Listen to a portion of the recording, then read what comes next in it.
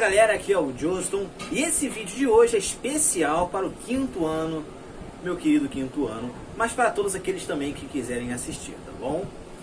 No vídeo de hoje nós falaremos sobre as partes do corpo humano e também falaremos sobre células, beleza?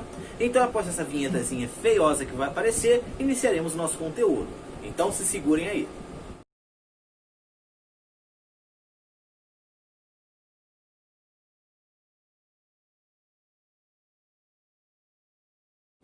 O corpo humano normalmente é chamado de máquina perfeita. Isso porque temos um funcionamento muito especial. Nós conseguimos realizar diversas funções de maneira quase que perfeita, literalmente. Então por isso somos chamados de máquina perfeita. Além disso, no nosso corpo acontecem diversos processos simultâneos. Produção de proteínas, digestão de substâncias, proteção no nosso sistema imunológico. A todo momento o nosso corpo está funcionando de maneira incessante. E por isso, como eu disse, somos chamados de máquina perfeita. Agora falando sobre a parte exterior do corpo, normalmente vemos nos livros didáticos os livros dividindo o nosso corpo em cabeça, tronco e membros inferiores, ou então simplesmente em membros superiores e membros inferiores. E aí que tá. Quais são as partes do nosso corpo? Primeiramente nós temos a cabeça, temos os olhos, a boca, as orelhas, ou então as lelas. Temos também o nosso pescoço, os braços, mãos, dedos, peitoral, tórax, abdômen e por aí vai. Eu não vou ficar falando aqui cada parte do nosso corpo, porque nós sabemos quais são as partes. Inclusive as nossas pernas, pés, dedos dos pés. Então, uma infinidade de coisas que nós temos no nosso corpo. Todos nós sabemos muito bem e sabemos como é importante cuidar do nosso corpo. Realizar exercícios, se alimentar bem, ir regularmente ao médico, fazer um check-up geral. Sei que nem todo mundo faz isso, mas é importante realizar, beleza? Agora, galera, eu vou falar sobre células especificamente, tá bom? Essa parte agora de parte do corpo humano eu não vou ficar focando muito, porque ela é uma coisa bem rápida. Eu vou focar mesmo em células, e é agora que nosso conteúdo fica sinistro. E observem agora nessa parte do vídeo.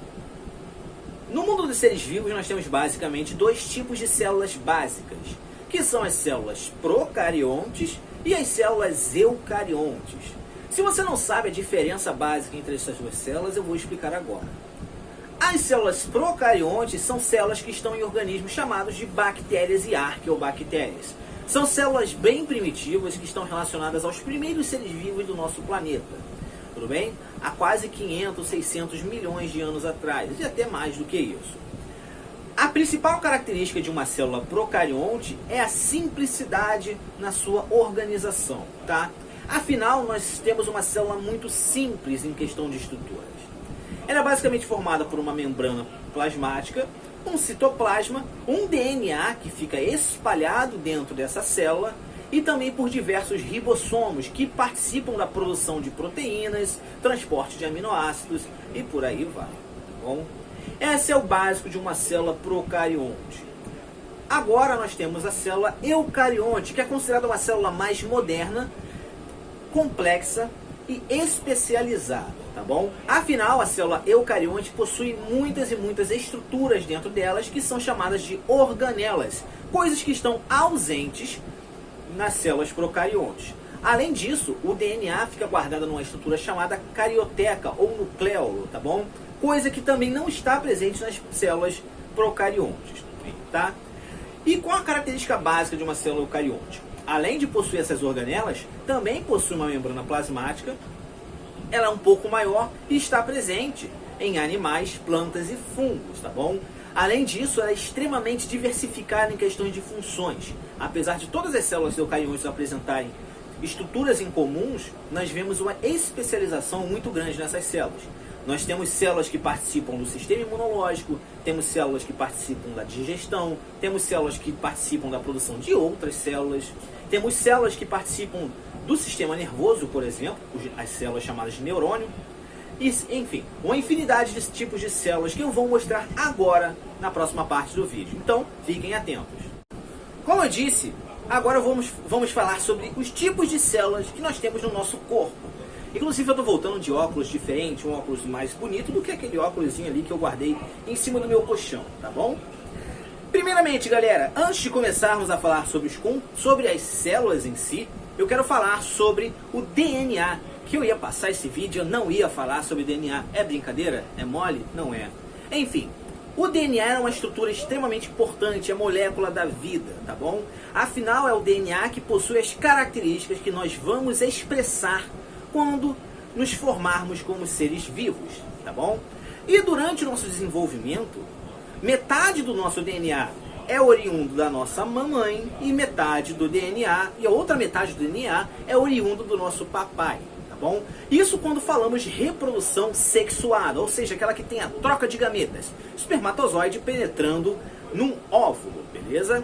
Essa coisa rápida, eu não vou ficar focando muito nisso, porque esse é assunto para outro vídeo, onde eu posso falar sobre transmissão de características hereditárias e por aí vai.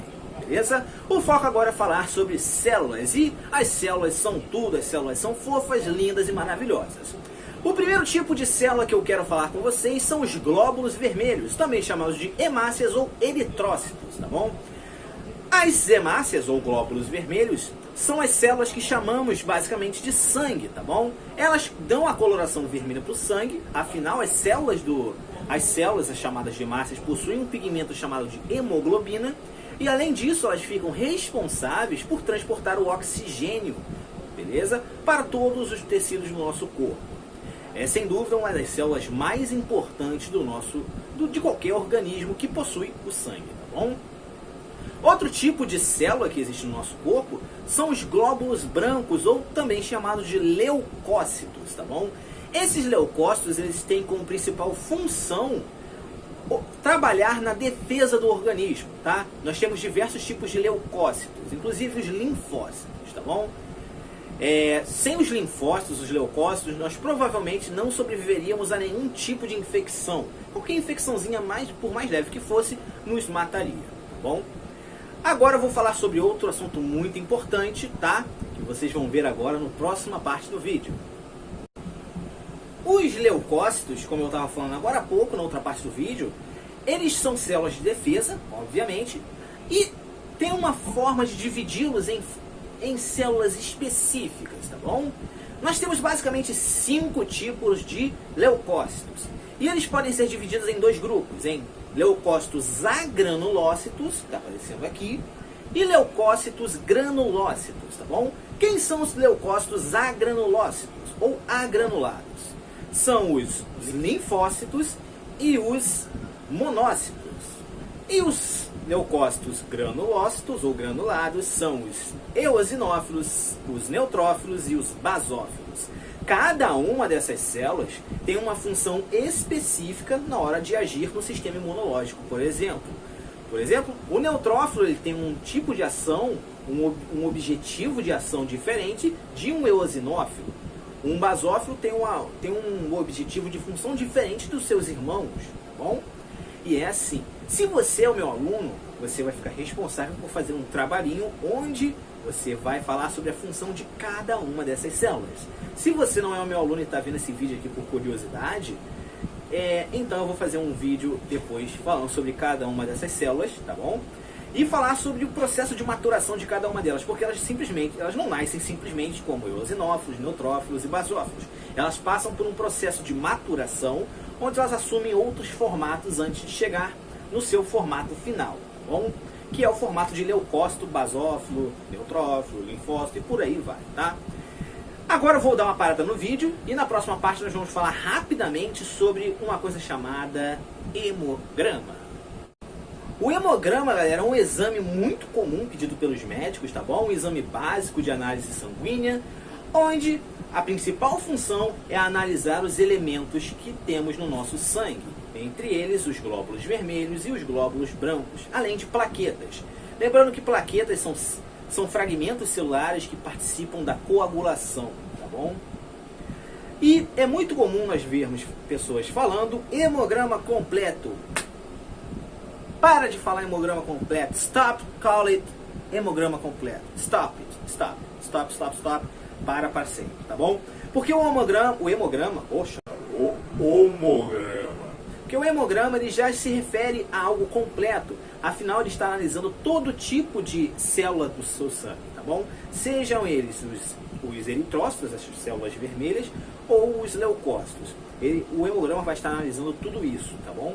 A quantidade dessas células no sangue, se essas células estão muito altas ou muito baixas. E a principal finalidade dele é somente saber se você está com uma produção ideal dessas células, se essas células estão no nível normal ou se estão abaixo, tá bom?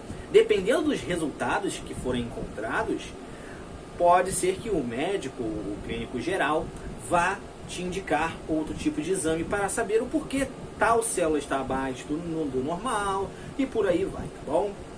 Esse vídeo aqui foi bem curtinho, tá bom? É um vídeo voltado para uma turma de 5º ano, tá bom? Meus queridinhos lá do Centro Educacional Lopes Ferreira, coraçãozinho tá assim, agora tá certo. E se você não é meu aluno, eu espero que esse conteúdo tenha sido bem esclarecedor para você, se você não conhecia, tá bom? Se você é meu aluno, lembre-se que você vai ter um trabalhinho na nossa gincana, então você vai ter que falar sobre esses tipos de célula, os leucócitos, onde você vai ter que falar bem detalhadamente sobre eles, tá bom? Eu vou falar isso exatamente depois com os meus alunos e com quem não é meu aluno. Até o próximo vídeo, espero que esse vídeo tenha sido bem legal para você, bem esclarecedor. Então é isso, galera. Grande beijo, forte abraço e até a próxima.